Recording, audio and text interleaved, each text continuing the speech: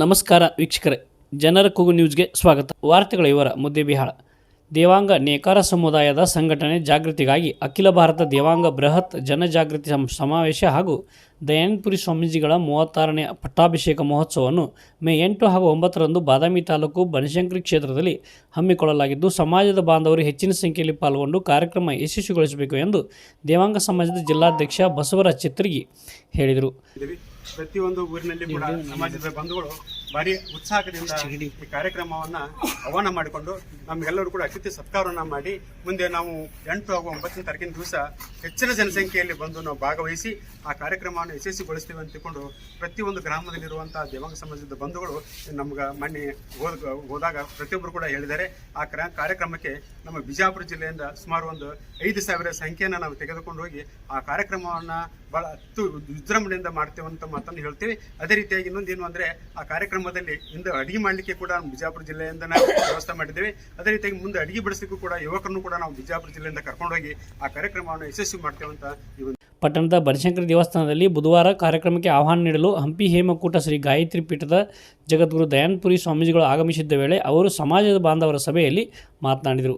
ಮುಂಬರುವ 8 ಮತ್ತು 9ನೇ ತಾರೀಕಿನಲ್ಲಿ ಬಾದಾಮಿಯ ಬನಶಂಕರಿ ಸನ್ನಿಧಾನದಲ್ಲಿ ಒಂದು ರಾಷ್ಟ್ರ ಮಟ್ಟದ ದೇವಾಂಗ ಸಮಾಜದ ಜಾಗೃತಿ ಸಮಾವೇಶ ಮತ್ತು ಜಗದ್ಗುರುಗಳ ಪಟ್ಟಾಧಿಕಾರ ಮಹೋತ್ಸವದ ಒಂದು ಸಮಾರಂಭವನ್ನು ಹಮ್ಮಿಕೊಂಡಿದ್ದಾರೆ.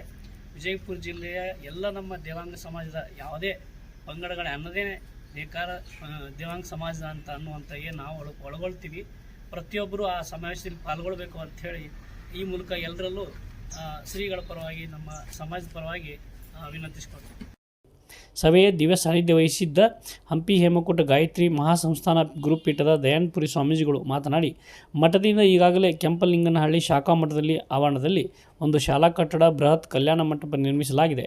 ದೇವಾಂಗ ಸಂಘವು ಸಮಾಜದ ಪ್ರತಿಭಾವಂತ ವಿದ್ಯಾರ್ಥಿಗಳಿಗೆ ಪ್ರತಿಭಾ ಪುರಸ್ಕಾರ ನೀಡುತ್ತಾ ಬಂದಿದೆ.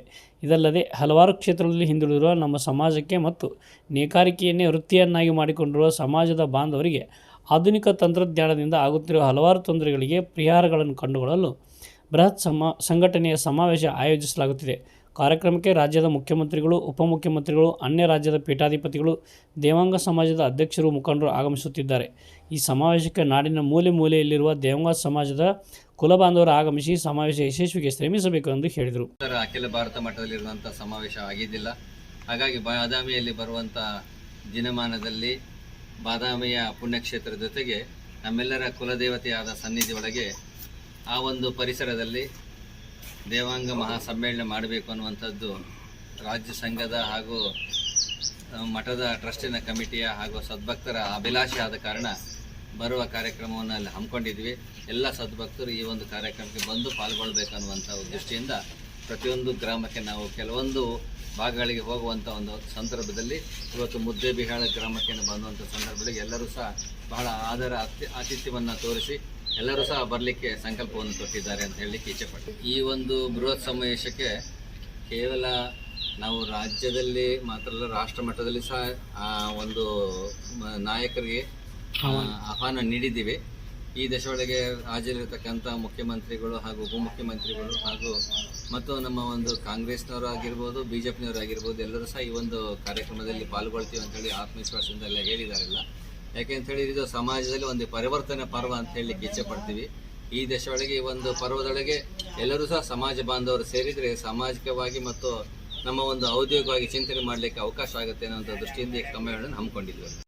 ಸಭೆಯಲ್ಲಿ ಹಂಪಿ ಹೇಮಕೂಟ ಗಾಯತ್ರಿ ಪೀಠದ ಟ್ರಸ್ಟಿ ನಾಗೇಶ್ ಬಾವಿಕಟ್ಟಿ, ಸಮಾಜದ ಮುಖಂಡರಾದ ಮುತ್ತಣ್ಣ ಪ್ಯಾಟಿಗೌಡ, ಸಿದ್ದಣ್ಣ ಚಿತ್ತರಗಿ, ಸಂಗಣ್ಣ ಡಂಬಾಳ್, ಉಮ್ಮಣ್ಣ ಹೆಬ್ಬಾಳ್, ಅಂಬರೀಶ್ ಡಂಬಾಳ್, ನಾಗಪ್ಪ ಅಗಸ್ಪಾಳ, ಉದಯ್ ಕುಪ್ಪಸ್ತ್, ಯುವ ಘಟಕದ ಅಧ್ಯಕ್ಷ ಶಿವಶಂಕರ್ ಪ್ಯಾಟಿಗೌಡರ್, ಶ್ರೀ ಬನಶಂಕರಿ ಪತ್ತಿನ ಸಹಕಾರಿ ಸಂಘದ ಪರವಾಗಿ ಇದೇ ವೇಳೆ ಶ್ರೀಗಳನ್ನು ಸನ್ಮಾನಿಸಲಾಯಿತು. ಸಂಘದ ಅಧ್ಯಕ್ಷ ಶಂಕರ್ ಹೆಬ್ಬಾಳ್, ಉಪಾಧ್ಯಕ್ಷ ರಮೇಶ್ ಹೆಬ್ಬಾಳ್, ಸಂಘದ ಮುಖ್ಯ ಕಾರ್ಯನಿರ್ವಾಹಕಾಧಿಕಾರಿ ವಿಜಯಲಕ್ಷ್ಮಿ ಪ್ಯಾಟಿಗೌಡರ್, ನಿರ್ದೇಶಕರಾದ ಶ್ರೀಕಾಂತ್ ಹೆಬ್ಬಾಳ್, ದ್ಯಾವಪ್ಪ ಹುಣಸಾಳ್ ಸೇರಿದಂತೆ ಹಲವರು ಇದ್ದರು.